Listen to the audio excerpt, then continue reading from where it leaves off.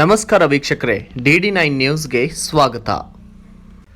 ಬಾಗಲಕೋಟೆ ಜಿಲ್ಲೆಯ ರಬಕವಿ ಬನಹಟ್ಟಿ ತಾಲೂಕಿನ ರಾಂಪುರ ನಗರದ ಶ್ರೀ ಮಾತಾ ಲಕ್ಕವ್ವ ದೇವಿ ಮತ್ತು ಶ್ರೀ ಹನುಮಾನ ದೇವರ ಒಕ್ಕಳಿ ನಿಮಿತ್ತವಾಗಿ ಬುಧವಾರದಂದು ಭರ್ಜರಿಯಾಗಿ ಕತ್ತೆ ಓಟದ ಸ್ಪರ್ಧೆ ಹಾಗೂ ವಿವಿಧ ಕಾರ್ಯಕ್ರಮ ನಡೆಯಿತು.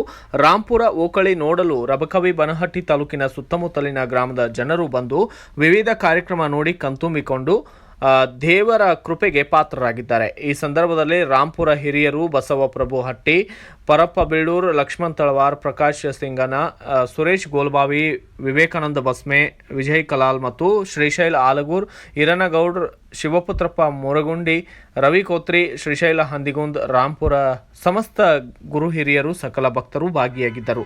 Bureau report Shanoor Golbavi, DD9 news Kannada, Bagalkot.